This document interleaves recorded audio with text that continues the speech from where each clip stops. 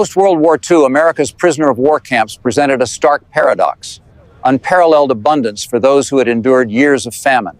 But for 40 German female internees at Camp Como, Mississippi, this wasn't just about sustenance. It was a profound clash of cultures, particularly over a humble, golden-hued square of food. Freshly transported from a war-torn continent, where average civilian rations in Germany had plummeted to a mere 1,000 to 1,500 calories per day. Far below sustainable levels, their first encounters with American cuisine were often met with bewildered skepticism, and sometimes outright professional scorn.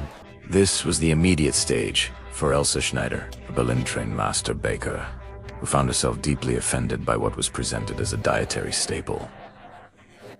"What is this yellow cake?" she stammered, prodding it with unconcealed disdain.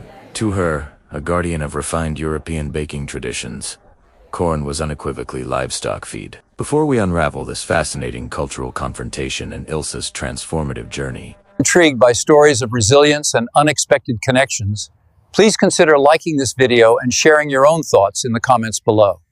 How have your perceptions been challenged by unfamiliar cultures or cuisines? this sentiment was not merely an isolated culinary critique. It was a deeply ingrained cultural perception. Historical accounts reveal that for many Europeans, corn or maize was indeed primarily an agricultural commodity for animal sustenance, not a staple for human consumption. Ilsa, channeling generations of professional bakery heritage, boldly declared to Sergeant Dorothy Wells, the mess hall supervisor, "In Germany, we have proper bread, rye, wheat, sourdough, pumpernickel. This corn cake is peasant fare." Yet, Sergeant Wells, unwavering in her quiet pride, responded not with defensiveness, but with the calm authority of cultural heritage. She gently suggested they taste it, accepting that Southern cornbread has nourished generations of American families.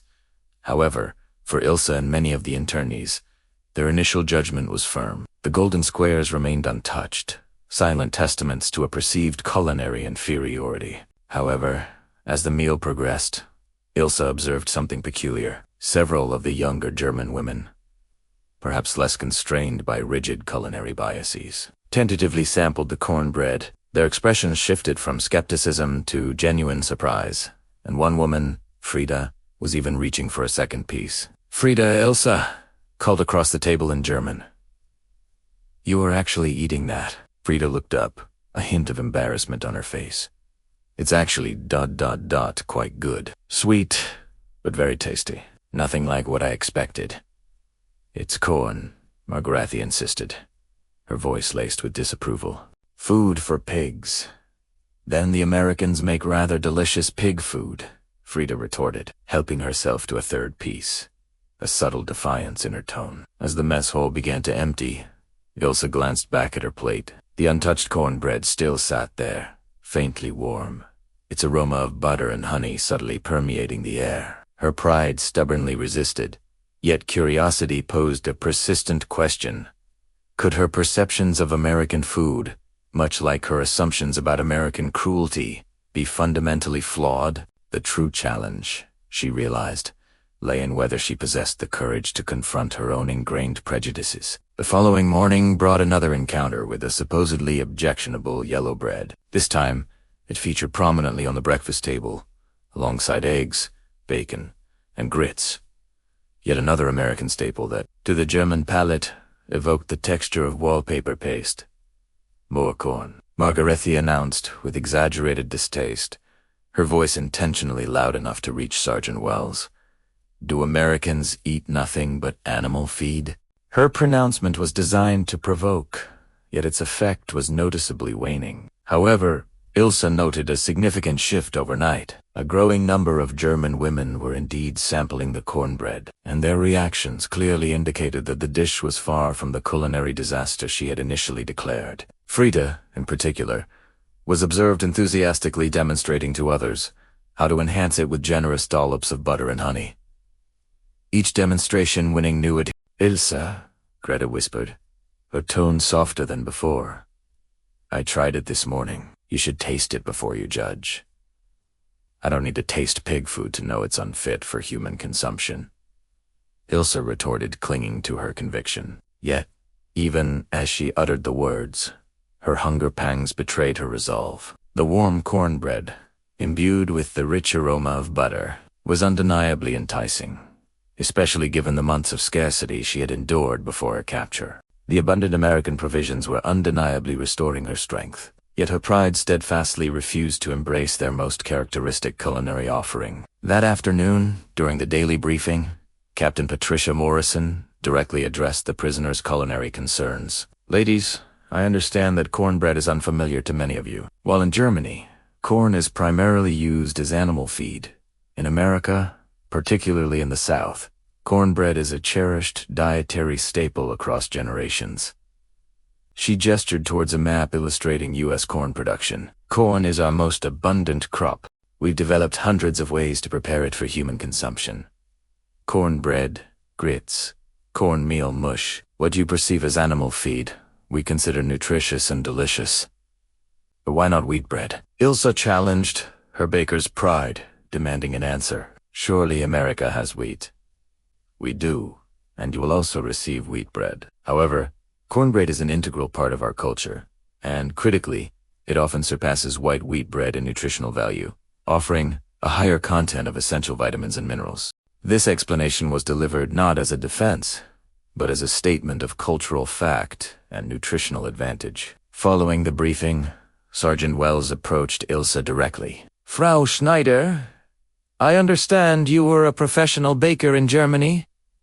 Yes, Ilsa confirmed, a flicker of pride in her voice. My family has owned Schneider's bakery in Berlin for 3 generations.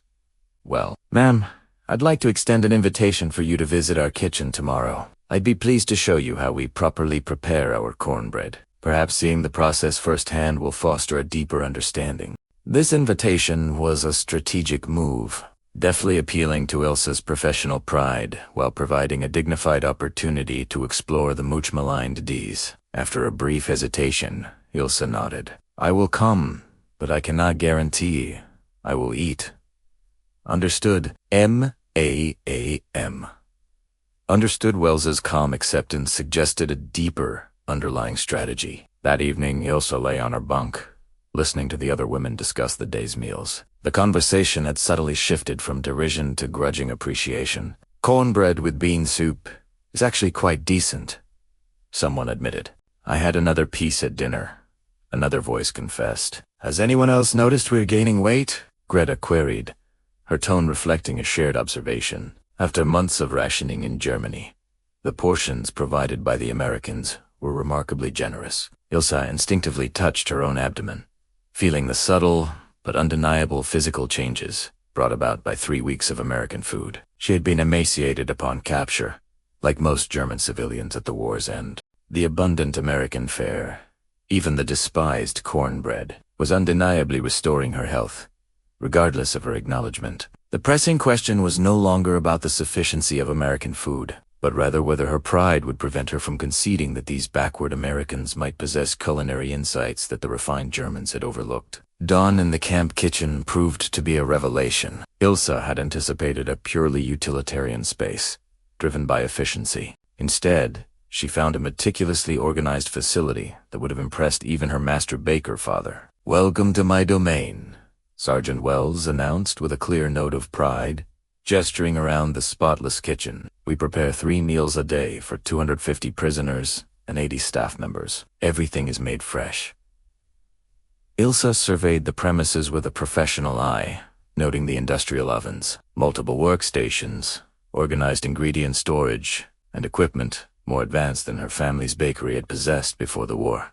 This is impressive, she conceded, a hint of reluctant admiration in her voice. Thank you, ma'am, Wells replied, moving with practiced efficiency. Now, allow me to demonstrate how we make authentic Southern cornbread.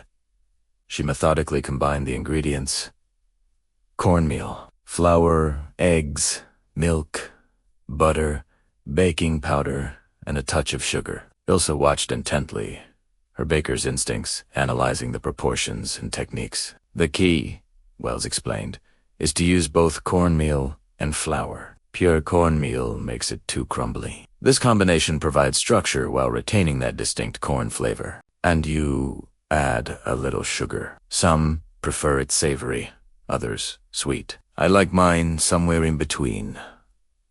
Wells poured the batter into a heavily buttered Castilian skillet. The Castilian skillet is essential, Wells emphasized. It's what imparts that signature crispy, golden crust.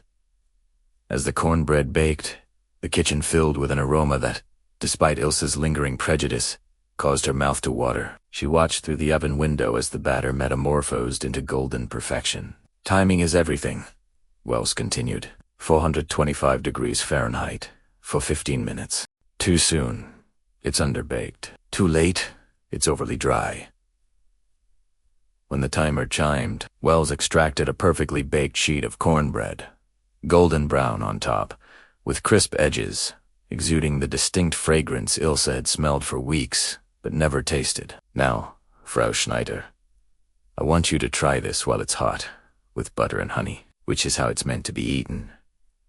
Wells sliced a generous piece, lavishly buttered it, allowing the butter to melt into the warm bread, then drizzled it with honey. She presented the plate to Ilsa, a challenging glint in her eyes. Ma'am, please judge it as a baker, not as a German who believes corn is only for animals. Ilsa gazed at the steaming cornbread, butter seeping into its fissures, honey glistening on its surface. Every instinct screamed for her to refuse on principle, yet her professional curiosity and genuine hunger ultimately superseded her pride. She took a small bite. The first revelation was its texture. Soft, yet substantial, with a delicate crumble that melted on her tongue. The corn flavor was subtle, not overwhelming, harmonizing perfectly with the richness of the butter and the sweetness of the honey. The crisp edges provided a delightful contrast to the tender interior. Objectively, the flavor was undeniable. Well, Wells prompted, though her expression seemed to already know the answer. Double quotes. Ilsa struggled to reconcile her ingrained prejudices with this incontrovertible reality. It is actually very good. Not like German bread, but very good. Wells's smile widened. Ma'am, I believe you've just learned an important lesson about keeping an open mind. As Ilsa finished her first piece and accepted a second, she realized this lesson extended beyond mere food. Her perception of cornbread was flawed, just as her views on how Americans treated prisoners, on the sophistication of American culture, and many other assumptions she had held upon capture, were patently incorrect. The lingering question was how many more German women would set aside their pride to discover the same truth. Ilsa Schneider, the proud Berlin baker who had most vociferously ridiculed American cornbread, not only tasted it, but returned from the kitchen effusive in her commendation for Sergeant Wells' recipe. News that rapidly spread throughout Camp Como. At lunch, the mess hall buzzed with spirited debate among the German women concerning cultural superiority and culinary prejudice. Ilsa, you have betrayed German standards, Marguerite declared dramatically. Next, you'll be telling us American beer is superior to German beer. I said nothing about beer, Ilsa calmly responded, buttering her third piece of cornbread for the day. What I said is that it's foolish to dismiss food without tasting it, and I was a fool. Around them, other women watched the exchange with keen interest. Ilsa's conversion carried significant weight due to her professional standing. If a trained baker admitted American cornbread was delicious, perhaps the initial derision had been premature. It's the honey and butter that make it barely tolerable, Greta insisted, attempting to preserve German culinary pride. The bread itself is still inferior. Actually, interjected Frida, who had been convinced days earlier. I tried it plain this morning, and it was still very good. The texture is different from rye bread, but it has its own character. The debate persisted throughout the day, yet Ilsa observed a discernible shift in behavior, even among the most resistant women. By dinner, the number of untouched golden squares on plates had significantly diminished. By the weekend, the kitchen was compelled to increase its cornbread production to meet the escalating demand. This growing acceptance marked a quiet triumph against entrenched culinary biases. Frau Schneider, Captain Morrison remarked during a private conversation. Sergeant Wells tells me you've become something of a fervent advocate for cornbread. I merely acknowledged that I was wrong to judge without understanding. Captain, as a professional baker, I should have known better. Ilsa's humility was unfeigned. Would you be interested in helping us establish a baking program to teach our staff German bread-making techniques, while also learning more American recipes? Morrison's proposal was bold, extending beyond mere culinary instruction to cultivate genuine cultural exchange. The suggestion surprised Ilsa. You wish for a German prisoner to instruct your staff? I desire a skilled baker to share knowledge. Your nationality is less important than your expertise. This declaration firmly underscored the program's merit-based foundation. 2 weeks later, Ilsa stood before a diverse group of American staff and German prisoners, demonstrating proper rye bread techniques, while Sergeant Wells prepared to teach Southern biscuit. This cultural exchange was unprecedented. Former adversaries were learning from each other within the confines of a POW camp kitchen. The key to good rye bread, Ilsa explained in her increasingly proficient English, is patience. The dough needs time to develop its flavor. Unlike wheat, you cannot rush rye. The same is true for cornbread, Wells added, a knowing glance at Ilsa.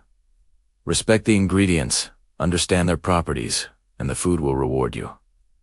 As the German rye bread and American cornbread emerged side by side from the ovens, Ilsa grasped a profound truth. Food had become a bridge where politics and prejudice had erected impenetrable walls. Sharing bread, whether rye or corn, cultivated a common ground that transcended wartime divisions. That evening, the mess hall dinner featured both German rye bread and American cornbread. Prisoners and staff alike sampled both, comparing textures and expressing appreciation for the once unfamiliar flavors. Ilsa Margarite admitted, having finally tasted the cornbread after weeks of resistance. I truly hate to say it, but it is actually very good. I know, Ilsa replied with a smile. I've been trying to tell you that. As she watched the German women eagerly seeking the very cornbread they had ridiculed mere weeks prior, Ilsa understood she was witnessing a minor miracle. Through the simple act of open-mindedness and an honest palate, prejudice had transmuted into appreciation. The Americans had defeated Germany militarily, but they were now fostering reconciliation through something far more powerful than weapons. By patiently demonstrating that their culture, their food, and their values were worthy of respect, not derision. Subsequently, 3 months after Ilsa's arrival at Camp Como, she received a letter via the Red Cross. A stark communication that confronted her with the brutal realities of her homeland. Her sister, Katrin, wrote from occupied Berlin, vividly describing conditions that made life in the POW camp seem opulent by comparison. We queued for hours, Katrin wrote, and yesterday's ration was 200 grams of black bread, mixed with sawdust to conserve flour. No butter, no meat, no vegetables. People are starving while the occupying forces eat well. Ilsa read the letter during lunch in the mess hall, a meal that included fried chicken, cornbread, green beans, and apple pie. The contrast was heartbreaking. She, a prisoner, was eating better than free German civilians. Bad news, Greta inquired, noticing Ilsa's distressed expression. My sister, she is starving in Berlin, and I am gaining weight in Mississippi. Ilsa pushed her plate away. Her appetite abruptly vanished. Sergeant Wells, observing her distress, quietly approached. Frau Schneider, is everything all right? My family starves in Germany, while you feed prisoners like honored guests. This is not all right at all. Wells sat opposite Ilsa, her expression filled with empathy. Ma'am, I understand your remorse, but self-reproach will not aid your family. Then what will help? Survive, grow stronger, learn skills that might help rebuild Germany in the future. Wells paused, her gaze steady, and perhaps also understand that the outcome of a war is not merely military defeat. It is about which societal system proves more capable of providing for its populace. This statement hung in the air like an indictment. Ilsa had been raised to believe in German cultural superiority, in Germany's greater efficiency and advanced civilization. Yet, here she sat, a German prisoner, eating abundant American food, while German civilians starved under a system that had promised greatness. This stark dichotomy fundamentally challenged her ingrained worldview. That afternoon, Ilsa made a decision that, mere months prior, would have seemed an act of betrayal. She requested permission to write to her sister, advising her to apply for immigration to the United States. "Captain Morrison," she stated during their meeting, "I wish to help my family leave Germany. Is this possible under certain circumstances? Yes. Family reunification is being considered for prisoners with good conduct and potential for integration. I will do whatever is necessary. My sister has 3 children. They need food." Driven by this profound motivation, Ilsa plunged into the cultural exchange program with renewed resolve in the weeks that followed. She taught German baking techniques, concurrently absorbing American recipes. She diligently improved her English through intensive study. She demonstrated a spirit of cooperation and adaptability that could be instrumental in securing her family's future. "You're working very hard," Wells observed during one of their now frequent kitchen collaborations. "I am working for my family's future, and perhaps... ... Double quotes Ilsa. Paused, carefully choosing her words, perhaps acknowledging that the nation which defeated us possesses certain insights we may have overlooked. "Like cornbread?" Wells asked with a faint smile, recognizing the deeper meaning. "Like caring for its people, like abundance over rationing, like dignity, even for prisoners." Ilsa retrieved a fresh pan of cornbread from the oven. She had learned to make it with the skill of any Southern cook. "I once ridiculed this bread because it was not German, but now I understand it represents something we lost in Germany. The idea that everyone has enough, that we don't have to fight for scraps." This poignant realization underscored her complete paradigm shift. 6 months later, Ilsa stood in the camp's visitation area, embracing her sister Katrine and her 3 emaciated nieces who had just arrived from Berlin. The children's eyes widened as they gazed into the mess hall, where dinner, among many other dishes, included golden squares of cornbread served with butter and honey. "What is that yellow cake?" the youngest niece inquired, unwittingly echoing Ilsa's own initial question. "That," Ilsa replied, cutting generous pieces for each child, "is American cornbread. I once thought it was for the poor, but I was wrong about many things. Try it. You will love it." As she watched her nieces devour the cornbread with the desperate hunger of children who had experienced true scarcity, Ilsa understood that her journey from derision to appreciation transcended mere food. It was about recognizing that unquestioning cultural pride could blind one to truths essential for survival and family welfare. 1 year after her initial taste of cornbread, Ilsa stood in Camp Como's recently established baking classroom, instructing a mixed group of American staff and German prisoners in the art of traditional German baking. On the counter beside her lay 2 loaves, a dark German rye bread and a platter of golden cornbread, symbolic of the cultural bridge she had helped construct. "Today," she announced in confident English, "we synthesize techniques. German precision with American abundance. We make what I call friendship bread. Half wheat, half cornmeal. German method. American ingredients." Captain Morrison observed from the doorway, making notes for her report to the War Department on this successful integration project. The baking exchange had become Camp Como's most coveted activity, with long waiting lists for both prisoners and staff eager to learn. Frau Schneider, a young cook named Jennifer Martinez from Texas, privately inquired, "Why do you mix the cornmeal so gently? We usually knead it quite vigorously." "Because cornmeal is delicate," Ilsa explained, demonstrating her technique. "Excessive force will result in a tough texture. A gentle touch, however, yields a tender interior." Sergeant Wells, now Ilsa's co-instructor and unexpected friend, added her own wisdom. "The same principle applies to people. Indeed, a gentle approach is often more effective than force."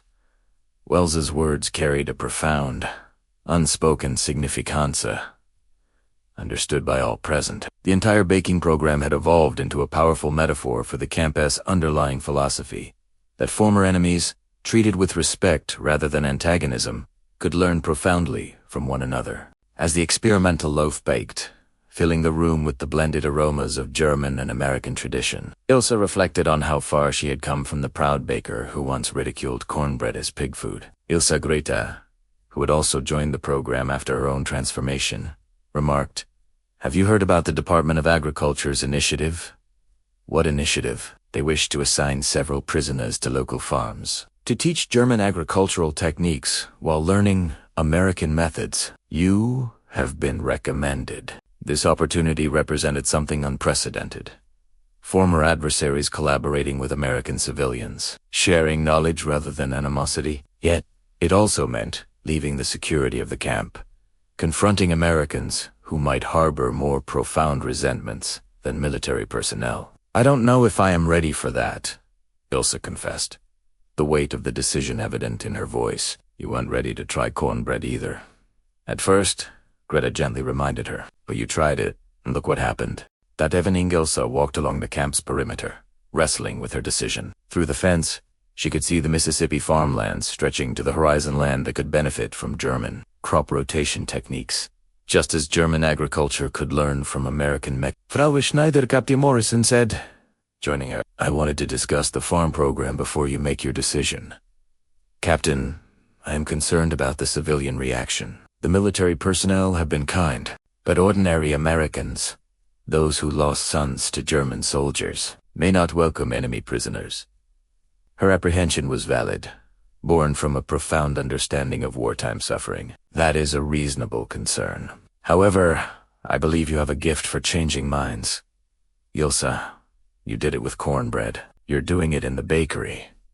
Perhaps you can do it on the farms too, by showing people that Germans are not monsters, by showing people that, given the opportunity, former adversaries can become valuable neighbors." Morrison's faith in Ilsa was unwavering, recognizing her unique ability to bridge divides. Just then, the bakery timer chimed, signaling that the experimental friendship bread was ready. They walked back together, arriving just as Wells removed the loaf from the oven. It had a golden crust and the unique texture of intertwined traditions. "Perfect," Wells declared, slicing pieces for everyone. "German structure, American flavor, the best of both worlds." As Ilsa tasted the bread, a tangible representation of her personal transformation, she realized Captain Morrison was right. She had spent a year building bridges within the camp kitchen. Perhaps it was time to extend these bridges beyond the camp fences. "Captain," she stated, her voice firm with conviction, "I will join the farm program, but I have one condition."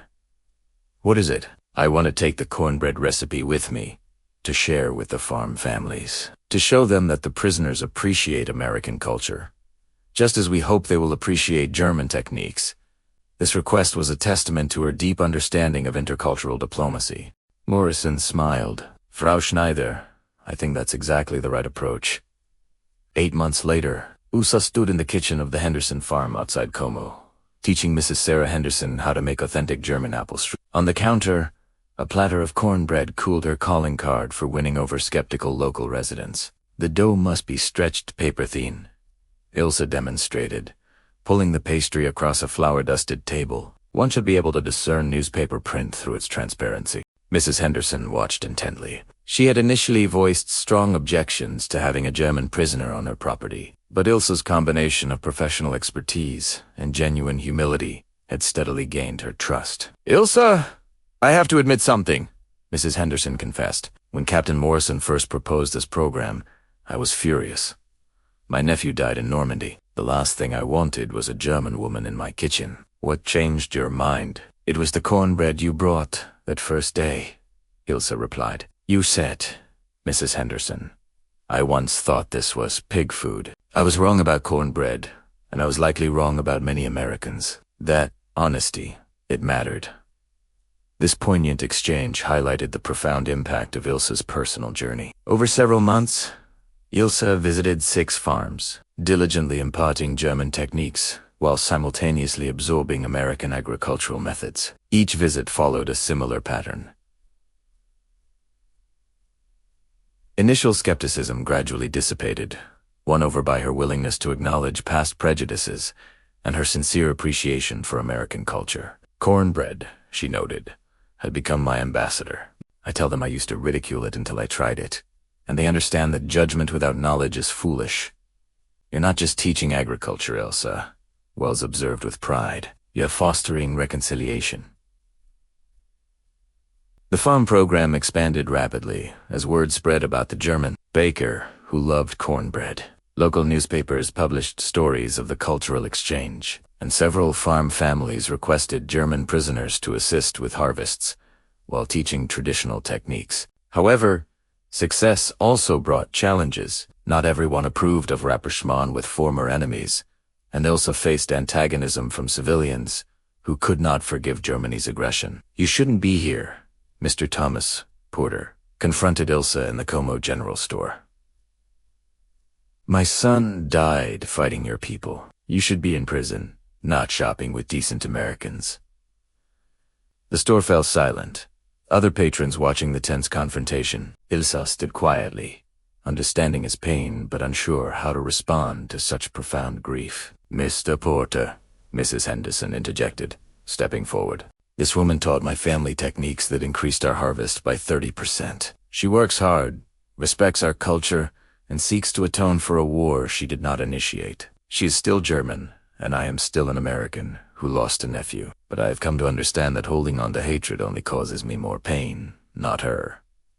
Perhaps you should try her cornbread. It seems to help change perceptions." The tension slowly dissipated, but Mr. Porter left without a word. Ilsa stood there, trembling, a visceral reminder that reconciliation was a protracted process, not to be expedited. That Eponine emotionally and physically drained. She returned to the camp. Captain Morrison found her in the bakery, where Ilsa sought solace in the familiar routine of baking. "A bad day?" Morrison asked gently. "Mr. Porter is right to hate me. I'm German. His son died because of Germany."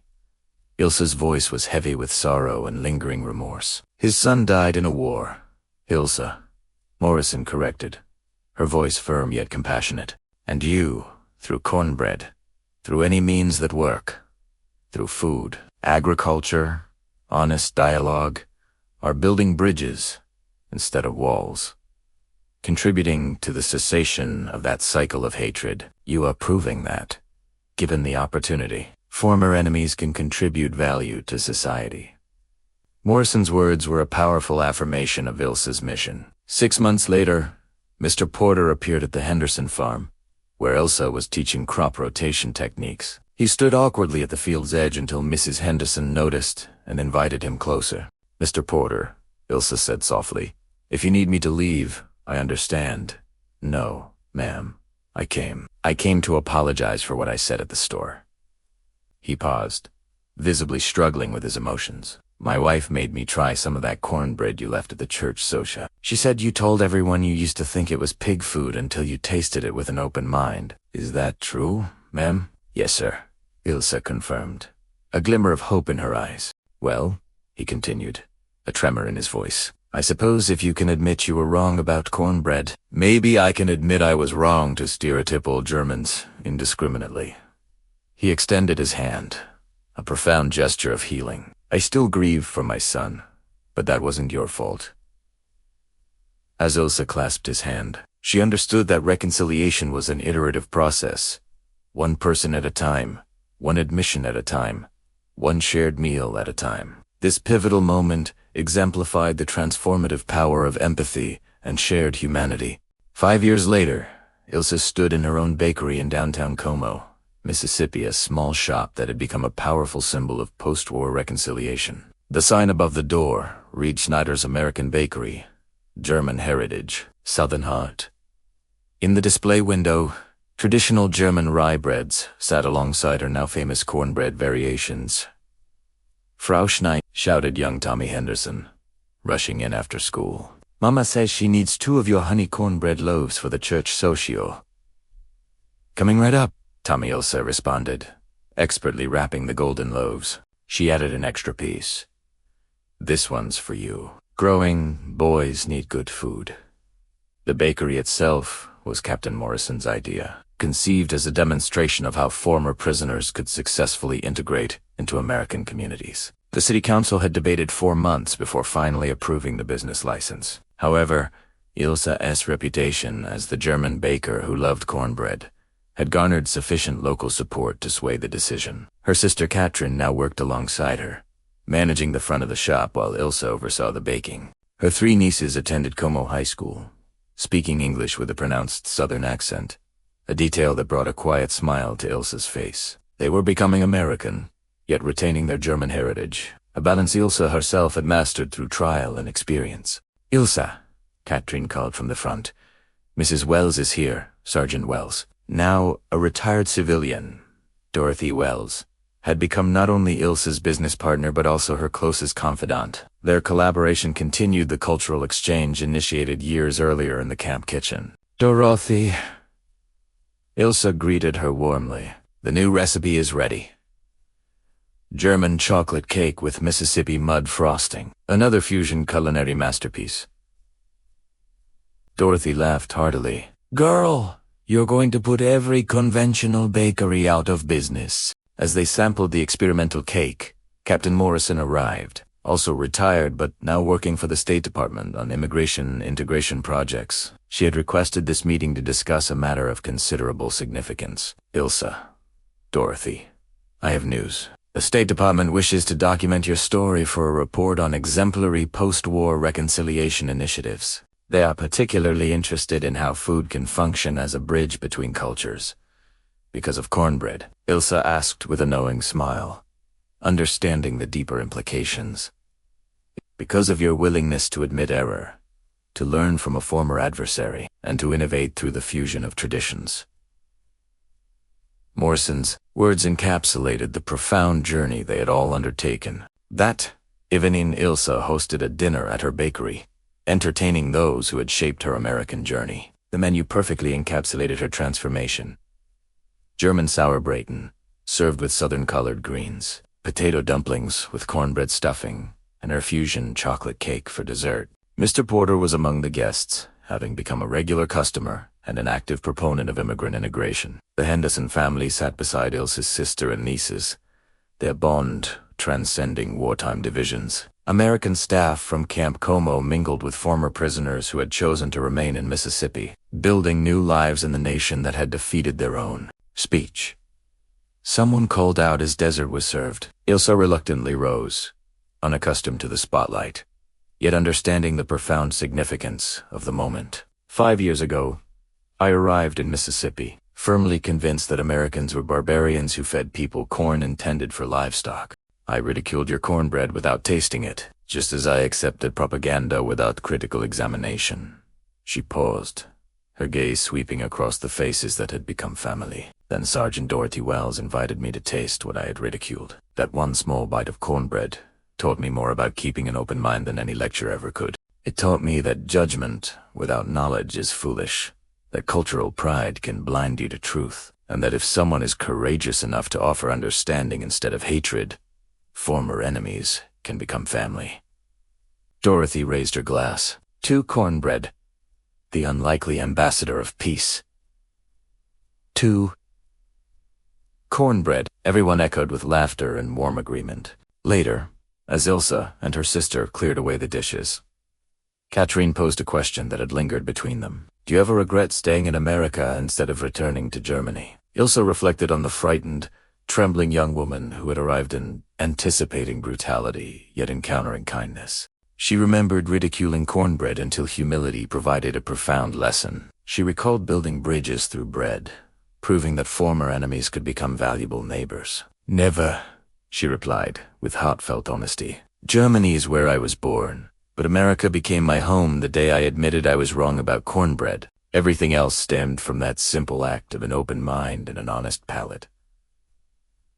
Her journey was a testament to the profound personal transformation she had undergone. A decade later, Schneider's American Bakery had expanded to 3 locations across Mississippi.